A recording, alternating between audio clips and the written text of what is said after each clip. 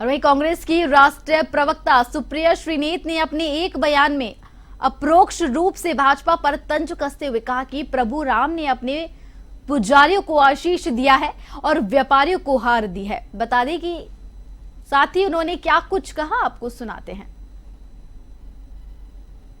साफ है, हिंदुस्तान ने अपने आप को बचा लिया, मेरे देश ने अपने आप को बचा लिया, मेरे देश के लोगों ने अपने आप को, अपने संविधान को, अपनी लोकतंत्र को बचा लिया।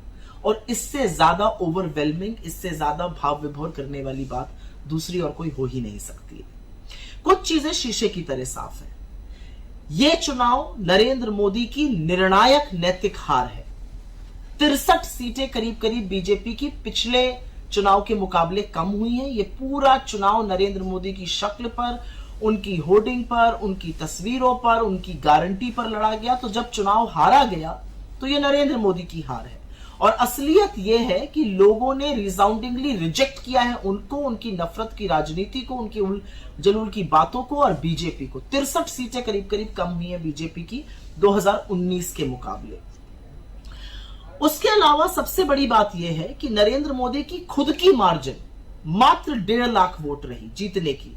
जबरदस्त चुनाव लड़ा अजय राय जी ने, कांग्रेस के अध्यक्ष बनारस में, उत्तर प्रदेश के अध्यक्ष हैं। और यही नहीं, आसपास की सीटें, चंदौली हुआ, जौनपुर हुआ, ये सारी सीटें बीजेपी हारी। तो बनारस का बहुत कुप्रभाव भी आसपास पड़ा। जो जंग, जो रण, जिस क्रांति का उद्घोष राहुल गांधी ने भारत जोड़ो यात्रा से शुरू किया था, जिस व्यक्ति ने देश के 4,500 किलोमीटर पैदल नाप दिए, जो मणिपुर से मुंबई तक की यात्रा करता है और इस देश के संविधान को बचाने के लिए अपने प्राण की आहुति देने की बात करता है, इस देश के युवाओं की रोजगार की बात करता है, महिलाओं के सम्मान और समृद्धि की बात करता है, किसानों की एमएसपी की बात करता है, मजदूरों की खुशहाली की बात करता है, ये देश उसके साथ उठ खड़ा हुआ है।